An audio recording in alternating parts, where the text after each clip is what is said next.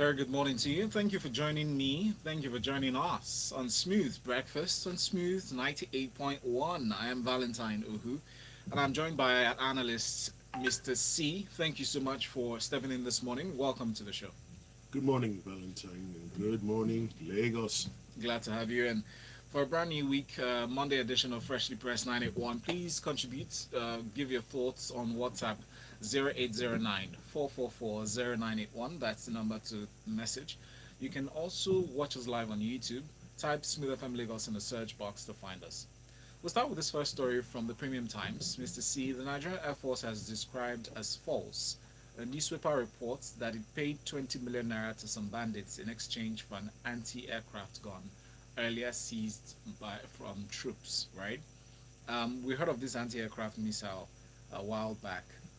We've heard of reports of a plane crash that was alleged to have fallen, to this ammunition. But this is premised on the Wall Street Journal report published on Sunday, stating that the Nigerian Air Force brokered that deal to secure a 12.7 caliber anti-aircraft gun as President Muhammadu Buhari was planning a trip to Katsina State, his home state. As with the times of reports, coming in around allegations of payment of ransom from military or even government authorities, and does this come as a surprise? But what do you make of the details? Okay, thank you, Valentine. So, the Wall Street Journal came out with a report clearly stating that a 12.7 millimeter anti-aircraft gun belonging to the Nigerian army had been taken by bandits or unknown gunmen. Now, the report also claimed that the sum of 20 million naira was paid as ransom to retrieve the gun because the president was scheduled around that time to travel to his home state Katsina. Now, it's important to note that the time period is not stated. But beyond all of this, the Nigerian Air Force has expectedly come out with a denial with a statement saying that it did not pay 20 million naira to retrieve an anti-aircraft gun. It alleged, so I'm going to quote verbatim a portion of the Nigerian Air Force statement.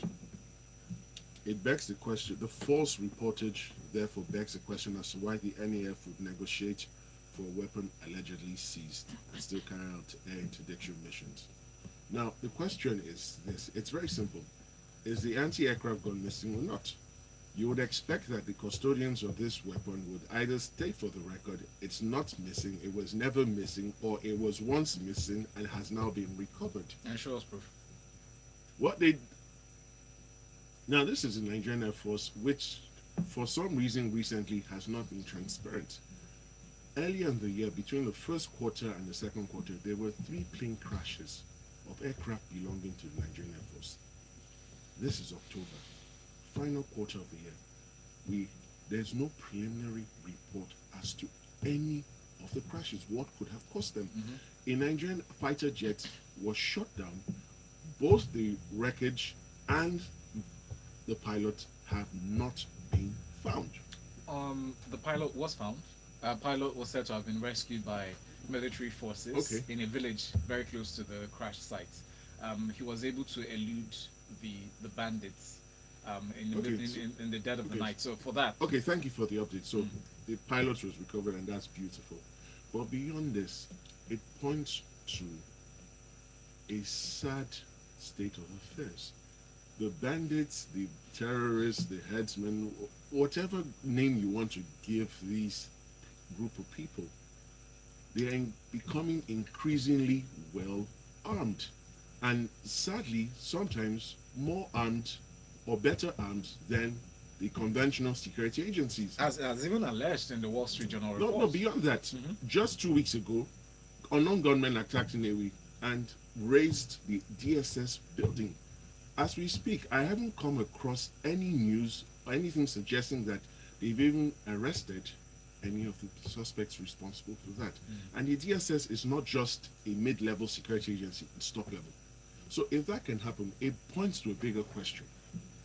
What is the long-term plan for dealing with these individuals who have amassed weapons, who have amassed firepower vis-a-vis national security? Because they're becoming increasingly a cancerous sore on this nation. And if we cannot deal with them, the future is very dire. Interesting. Thank you for that perspective. Please feel free to share your comments on WhatsApp 0809 444 0981. That's the number. Our next story from the Punch newspaper reports that police detain four officers over viral extortion video. So it was a video that was a video allegation, a viral video allegation against police personnel attached to Adogo division of the police commission in Kogi State. Mr. Daban, who is that's Idris Dauda Daban, the Kogi State Commissioner of Police, disclosed that they've launched an investigation into that viral video against police personnel. What happened was they were alleged to have extorted 25,000 naira from a traveler and physically assaulted another while on patrol duty at the Adogo Kene Road. We are not unfamiliar with extortions, apparent extortions on our major highways and even our local roads sometimes. Let's not go into the details of police extortion around traffic points, which we'll get to later. But in this case, you find a lot of checkpoints, at certain locations, people are extorted. This is the first of many such reports, and I'm glad it's coming on today's headlines, where we find that these things happen, right? Sometimes we actually consider it normal, but it's good that we see a precedent, a unique precedent in terms of punishment or punitive measures being, leveled against these policemen or errant policemen happen. But is this a precedent that will be sustainable, Mr. C? Okay, so I'll start this way. It's not really a precedent because even the Lagos State Police Command, from time to time, arrest errant officers, subjects them to orderly room trials, and where they're found guilty and culpable, they're dismissed and then they're made to face civil prosecution. Now, this is both good and bad. This report. Now, it's good in the sense that this is a rare occurrence where police officers who have actually misconducted themselves whilst apparently on duty have not only been identified, they have been arrested and then being made to face investigation. Now, for every arrest, for every report like this, we're sure to have more incidents that go unreported and the culprits do not face any sanctions. It speaks to a larger problem of indiscipline in the police force and the prevailing mindset of some of members of the police force that they can do what they like, and it's a symptom of the general culture of impunity. Now, beyond this investigation, we sincerely hope that those found culpable will not only be dismissed from the police force, they'll be made to face civil prosecution because they're guilty of assault, extortion, and even robbery, armed robbery, because ostensibly they were armed. Yeah. So, and it calls for the Nigeria Police Force and other agencies to continue reorienting their members on a regular basis as to their conduct when dealing with members of the public. It should be a continuous exercise and they should continue to weed out the bad elements. It should be continuous. You can't start and stop. And the tagline, the police is your friend, really should be lived and not just spoken of. Yes. I mean, even if it's not, doesn't sound as familiar. No, these the days. police, I'm not sure there are many Nigerians who would suggest or even think that the police is their friend. Yeah, fortunately. So, Judge from Okokomaiko sends this message in. He says, another question that Mr. C has not asked is this. 4 days ago, that is 3 days before the Wall Street Journal story broke, Buhari cancelled a visit to Katsina. Why?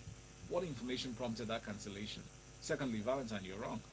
There have been 2 incidents involving aircraft jets being shot down this year.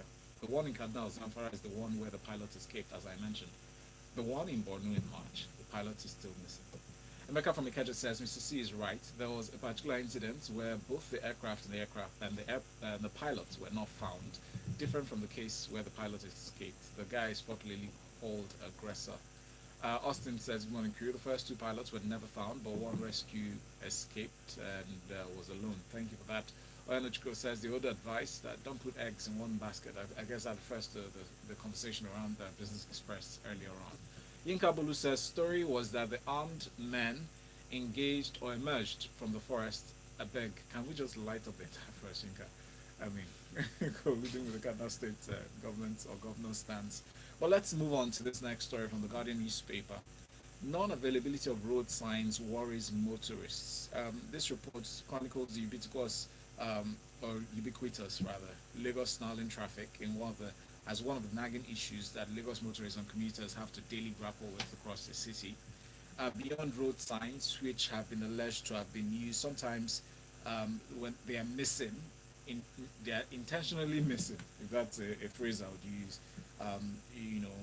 by virtue of the fact that maybe touts remove them for mischievous purposes. But we know that where there are, you know, signs that indicate that the U-turn is prohibited at some junctions. We know that certain at those points is where you find these traffic officers hiding in the corners, waiting for motorists to fall prey, to their whims. But beyond just signs, road markings is another issue. When was the last time you saw one, Mr. Z? What are your thoughts regarding the story? Okay, so very quickly, there is a department or agency within the Lagos State government that is responsible for ensuring that at all material times, road signs, road markings are adequate and all over the place. So for us to be reading stories like this shows that they could be doing a better job. Now, road markings, I don't know what sort of paint they use, but it washes off after a period of time or heavy usage on the road. And it shouldn't. It I sh- mean, not okay, as quickly as it it does. shouldn't fade off quickly, but even then, they should be alive to their responsibilities and be checking. So this is something that you would expect at least once every week, someone from that department, someone from that agency goes to monitor the roads. They should assign themselves. They're being paid for crying out loud, so they should earn the money they're being paid. But beyond that, the attitude of some of the traffic officers is just depressing. They're not there to harass and extort members of the public. There's this, it appears there's this prevailing mindset amongst some of them that members of the public are criminals and that they will do the wrong thing each and every time. Yes, the downfall drivers are, they form the subject matter of that prevailing mindset. But the average civilian driver will obey the rules. Now, where there is no road sign or a driver has ostensibly made a genuine mistake, why do you want to make life miserable for him? Why not just the first time correct? Then if it's a repeated incident, then you can then begin to enforce the law. And I'll tell you a personal story. I was in court with a client around the old magistrate court on Tapa. The driver rushes in that last my guys have come to tow the car. I'm like, no, that's not possible because where they parked there was no sign. I came out, met some touts, met some officials. Oh, she's parked there wrongly. I'm like, where's the sign that says this? Oh, there used to be a sign. I'm like, well, what does that mean? There's no sign. No, they insisted, deflated the tires, went to the last office. I followed them On there. the premise that there used to be a sign. There used to be a sign. That's what he said. So I got to the office and the boss saw me and said, oh, really and truly, there used to be a sign. I'm like, is that your final answer?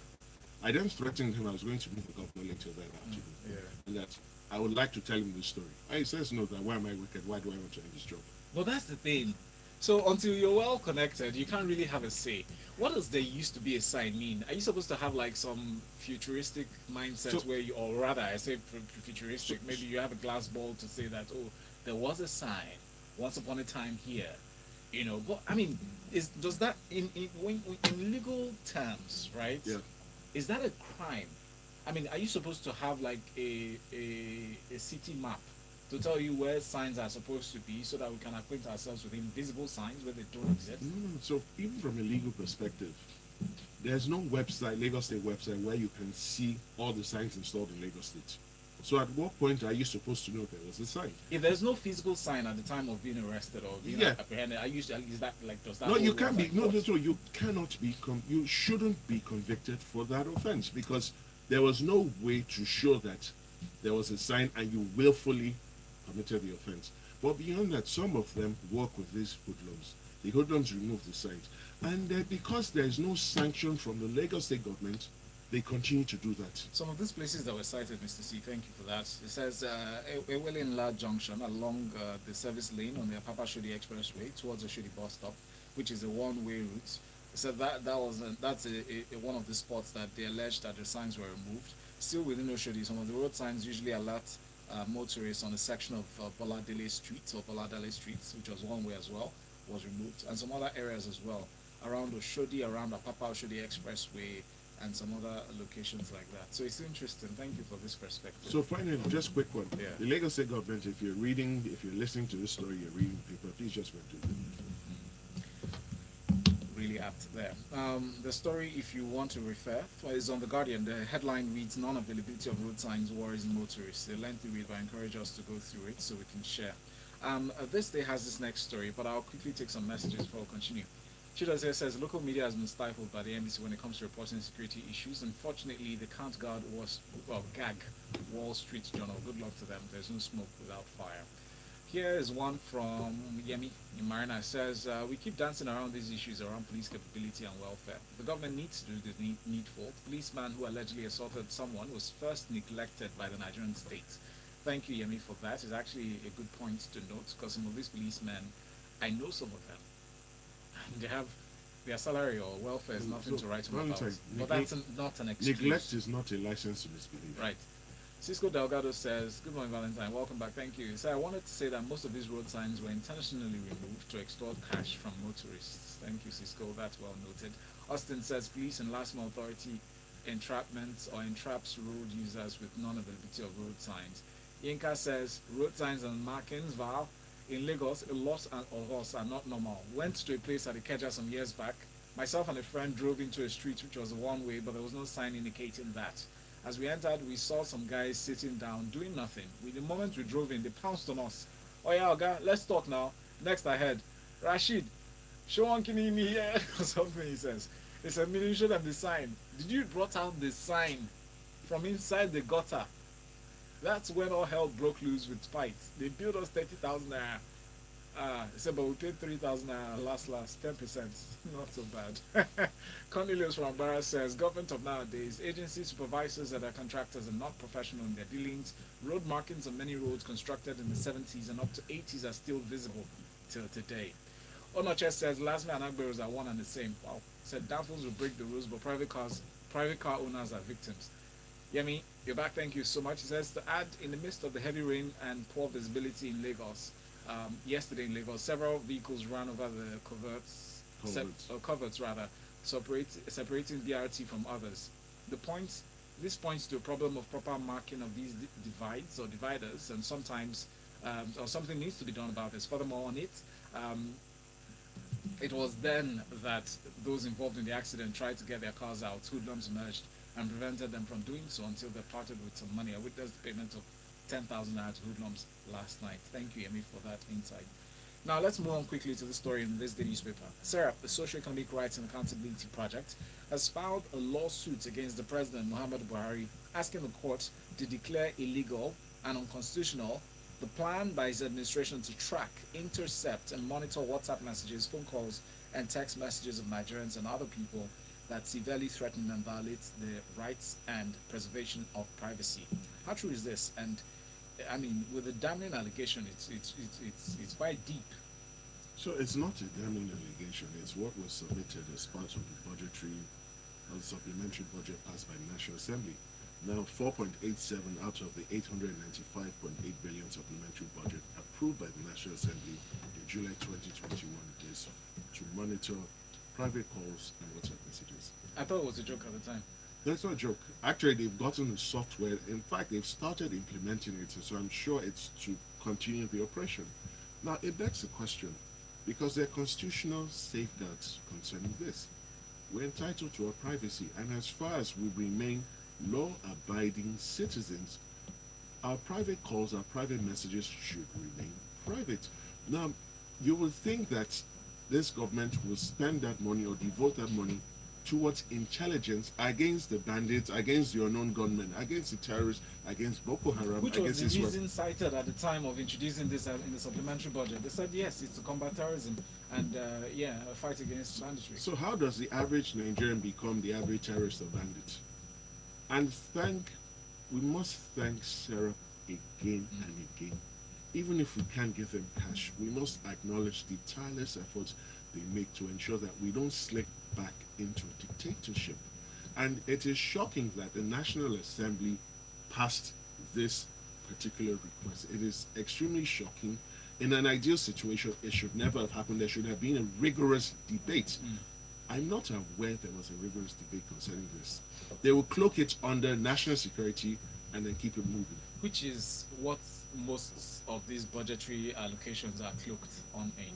I mean, it begs the question really: why are we talking about scanning WhatsApp messages and stuff, however illegal it might seem, when we have, or we're supposed to have SIMs that are registered, and you have national identification numbers, and have the NIN registration that's still going in. What is going on? Like, isn't this wastage or corruption, if you're going to call it what it is? No, I won't call it corruption because they actually corruption is you collect money for a purpose and not do it. They're actually doing this. Now the bigger question is they claim to be Democrats. So why are you doing this? Well, how can you track whatever, however sophisticated the device or whatever software could be? How can you track WhatsApp messages when the creators of the platform or the app itself provides for end-to-end encryption? Yes, they provide for end-to-end encryption, but now, if you are the owner of WhatsApp, you would not admit to the world at large that certain security agencies in the world can actually read those messages. Or can they? Yes, they can. And it's illegal. It's not legal, but they can.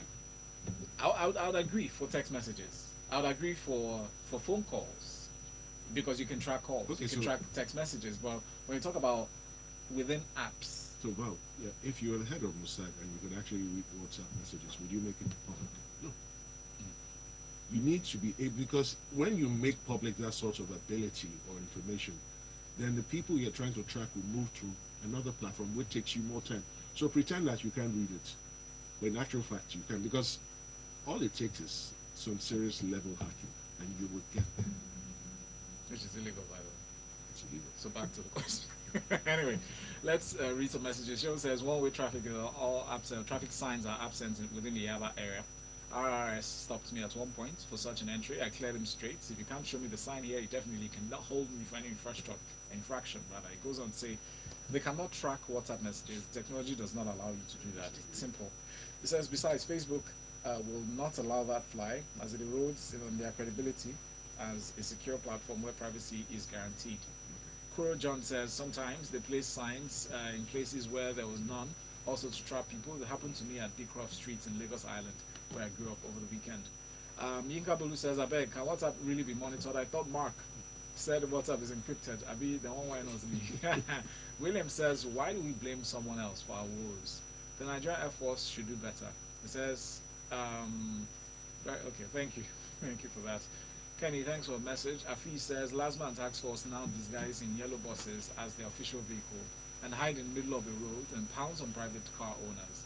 This happened to me on Ladipo Road, turning at Charity Bus Stop from the International Airport Road. It was a terrible experience for me. I was told my car would be confiscated to Lagos State.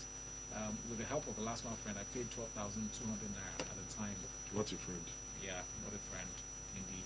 Guardian has this report that 1 year after NSARS, as we approach the 1 year anniversary in 2 days, 311. The headline means 300 protesters still in Kirikiri, but if you check the tally, it's about 311 people still, behind closed doors or locked in jail without a trial, without, any fair hearing. What are your thoughts, please? This is very sad and quite regrettable, but it's part of the larger story. There are Nigerians who are picked up every day for seemingly non-commissionable offenses. They're locked up, and because they do not have people who can come to the various police stations and pay the demanded or extorted bill, they're then shipped off to court on various charges, and next thing they're in prison, awaiting trial. And then they get lost, they slip through the system. Now, in Nigeria, to the prison system, the prison population generally, at least 70 to 80% of the inmates are people awaiting trial. Some of them are not even sure the offenses they committed. And this SARS episode is just symptomatic of the larger problem. Now, some of the stories, there were people going home, people protesting. Now, protesting is not an offense in Nigeria provided you are civil and law-abiding. It's when you resort to violence and breaking the law that it becomes a problem for you and becomes a criminal offense. Now, there's no evidence so far to suggest that some of these people here were involved in any criminal activity. And it's shocking that a year after, you haven't been able to charge them with any offense, you haven't been able to bring forth the evidence required. And it flows back to the way we start the criminal process here. In the ideal situation is you first investigate, and upon the conclusion of the investigation, if there's a prima facie case, you then arrest and then you then charge. But in Nigeria, we do it the reverse way. Yeah. You first arrest, then hopefully the investigations will start or the shakedown starts. So depending on what happens, if you're able to pay, if you're able to satisfy the shakedown, everything stops. But if you're not, then you then get thrown into a court system. And the various chief judges are hereby invited and joined. Please set up committees to go to these prisons, try and establish who is here for serious offense, allegedly committed serious offense, who is here because of funny circumstances, and try to get them out. God bless you for adding that, because I was going to point it out. Like, what's that judiciary doing in the state of affairs? No, so they've been trying, and even during the period that the courts were down, they were going. The magistrates were physically going to the prisons and interviewing the inmates, and those they found to be deserving of being removed from the prison system were duly removed. So it has to be a continuous exercise, and the police have to be reoriented. That look, listen, every day should not be a shakedown. If people are alleged to have committed an offense and there's prima facie evidence, please take them to court so that they have their day in court. But do not take innocent citizens who cannot satisfy a shakedown to court. Thank you so much for that, Mr. C. David Taylor says, I think Israeli software Pegasus can monitor WhatsApp. Thank you, David, for that. Yinka Bolu says, but then, with this rate of insecurity, maybe call monitoring won't be out of place. However, it should be done sensibly by monitoring or flagging certain keywords. Habib from Suleri says, good morning, Smooth Screen. Well done, Valentine, and the news analyst speaking. That's Mr. C. He says, to answer your question, Valentine, please read up on the NSO book. I mean, famous tool called Pegasus. Thank you. David referenced it as well. It says, one way to monitor WhatsApp calls and everything else on your device is to find a way to send a spyware. Software that spies on your device and monitor all your messages without your knowledge. That's why we need to be careful for the links that we click or follow on our WhatsApp platforms. Ike Oyedikam rather says, like I was told on Saturday by the Federal Port Authority, not because I mistakenly attempted to drive through the Nako Old Gate, not knowing it's been closed, I had to fill my car with 10,500 naira. Richard says the question begs to be asked, was it because the seized weapon, as referring to the first story of the Nigeria Air Force and the anti-aircraft missile, it says, was a direct threat to the safety of the president? Is that the reason why the security agencies went all out to retrieve it? Yes, it's pretty good. Next one now, the United Kingdom has warned citizens against traveling to 12 Nigerian states. That's terror attacks against terror attacks. That's from this state. Besides, the listed state as Borno, Yobe, Adamawa, Gombe, Kaduna, Katsina, Zamfara, including Delta, Bayelsa, Lagos, Kwara, and Cross River. What are your thoughts regarding this? I think that's a proper step, and I'm truly surprised at only 12 states. The level of insecurity in Nigeria is just shocking. We're 2 days away. We're 2 days away from the first year anniversary of the October 20 massacre of Lekki Togoza, and the body language of most of the people who are protesting in the government is concerning. The protesters are determined to and exercise their right to protest to mark their day. Now the government is determined, hell-bent to ensure that that doesn't happen.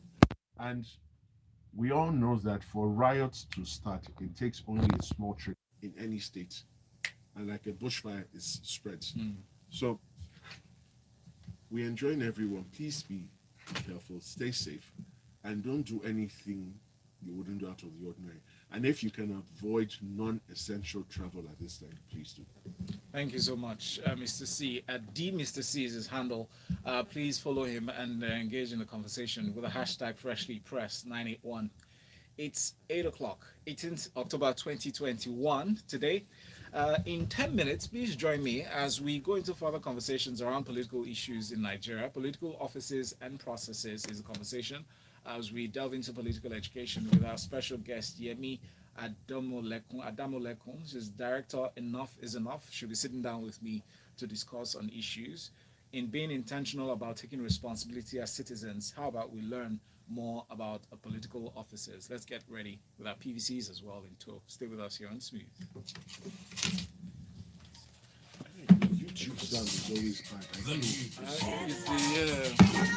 It's the device. It needs to be National adjusted. current affairs. It needs to be adjusted. Freshly pressed on Smooth 98.1.